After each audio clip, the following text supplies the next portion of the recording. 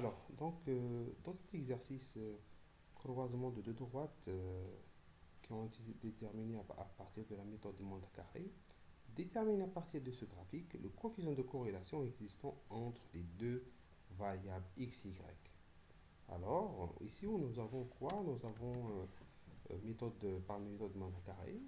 Nous avons pu donc tracer deux droites, x en fonction de y et y en fonction de x. Donc, il nous a demandé donc, de déterminer le coefficient de corrélation. Alors, on sait graphiquement le coefficient de corrélation est égal à la racine de a fois a'.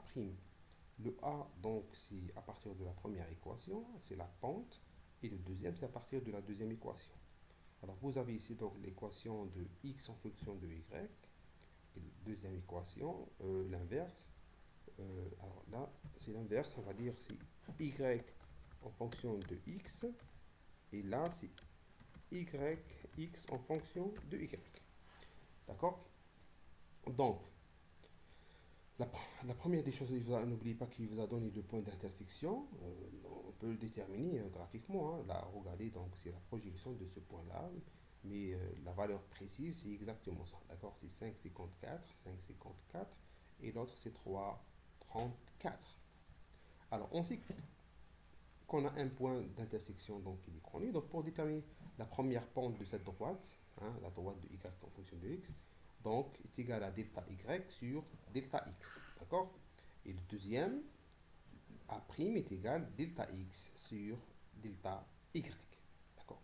C'est-à-dire il suffit de déterminer un point qui est là par exemple, ce point-là, d'accord, qui a la coordonnée 12, d'accord, et y est aussi égal à 12, avec le point d'intersection, on peut calculer la pente. La même chose pour la première, donc delta y sur delta x. Donc vous avez ce point-là donc qui est égal à 12 avec le point ici qui est égal à 8. D'accord? Oui, avec cette pente-là, on peut déterminer le point, la pente. D'accord? Et là, on peut calculer rapidement le. Sinon, on peut venir déterminer l'équation complète des deux équations. Ça veut dire, on peut supposer que lorsque x est égal à 0, hein, x est égal à 0 pour la première fonction qui est là, donc y est égal à combien? Est égal à moins 0, on va dire 0,25. D'accord, il faut imprimer cela, etc. Donc c'est moins 0,25.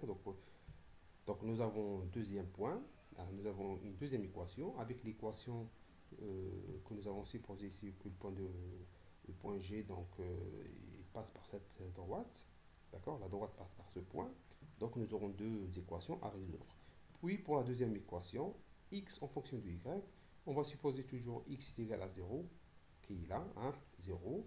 Donc il ne reste que déterminer bêta prime, plutôt le y. Y est égal à environ moins 4, on va dire 10, hein, environ. Hein. Donc on va remplacer ici moins 4,10 et on aura deuxième équation en fonction de a', b' avec l'équation de passage donc de point de le point G donc x bar y bar. Donc là x bar qui est égal à combien? Alors on va revenir, on va voir le point d'intersection est égal, x bar est égal à 5,54 et y est égal à 3,34. Donc on aura deux équations et à partir de là on peut déterminer l'équation. Donc on aura deux équations, donc automatiquement on aura les deux points a' et b', a', a et b a' et b'. Donc la racine donc de a', a fois a', ça donne le coefficient de corrélation.